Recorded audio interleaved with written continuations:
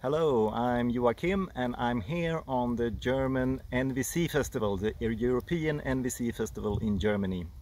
And I'm here with Aga from Poland, and she is going to talk about fearful feelings and what to do about it. So welcome, Aga. Hi, I'm Agnieszka Rzewuska-Paca. So Joachim tried to say it and we decided that I would say it. And I'm going to talk about my absolutely favorite topics, which is feelings. And well, we're at NVC Festival, so NVC Nonviolent Communication. This is a lot about empathy, and we are sharing empathy, we're listening empathically, and we are really recognizing the power of empathy. But in order to be able to listen with empathy and receive with empathy, you need to be able to listen to your feelings.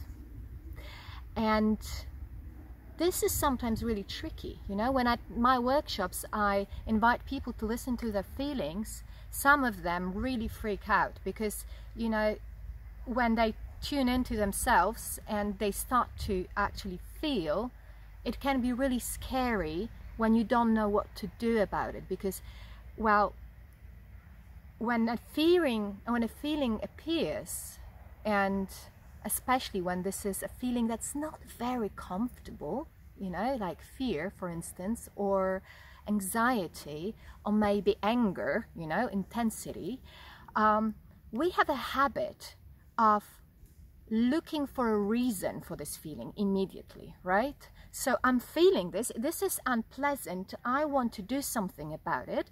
And how I can do something about it, I can look around and see what causes the feeling. And the cause for the feeling, we're usually looking for the cause for the feeling, well, outside, like, you make me feel this, you know, you said this and now I'm upset. Or you said that you would do that and you don't do that, and like, what's wrong with you, right? And what happens next? I guess we all have this shared experience of what happens next when we start to talk like that, when we start to blame the other people, the other person.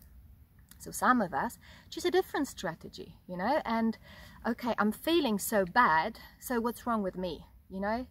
I'm not good enough, I probably don't express myself in a proper way, and you know, I've done all this self-development, I read all these books, and like, what's wrong with me, right?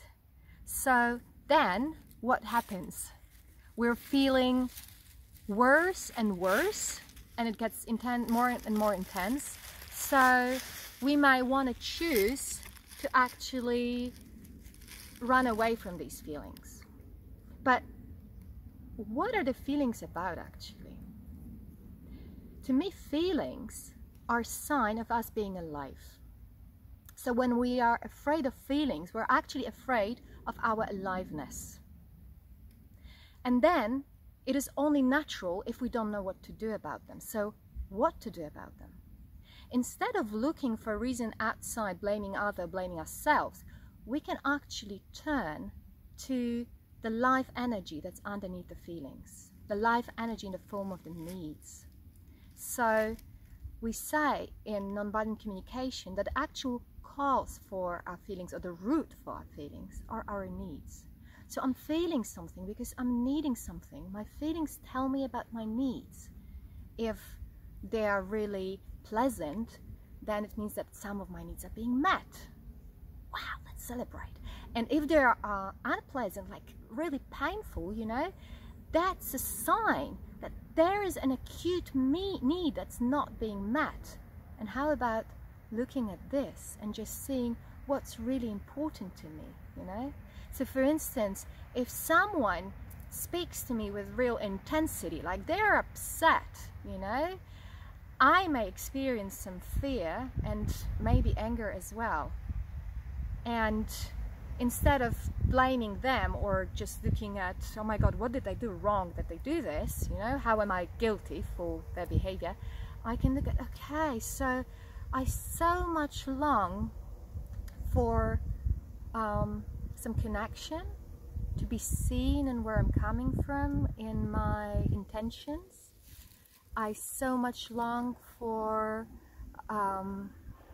some care and gentleness so that we can hold this together, you know. And then what happens when I name this is that when I stay with it, I can relax a little more, and I can see how I can support these needs in being met. Maybe I need to withdraw from this conversation at this very moment so I can see, okay, I so long for some care around this conversation. I see that you're upset, but I just need a little breath before I can be really present with you, right? Or I can even turn around and leave, but then come back, leave out of care for both of us and not out of blame.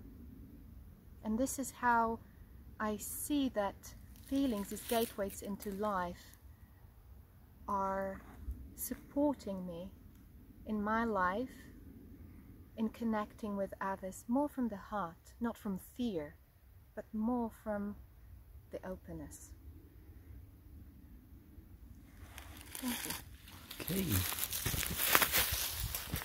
So you can find out more about Aga on her webpage, and the information in that you can find in the notes in this video. So thank you, Aga, and good luck in the future. Thank you.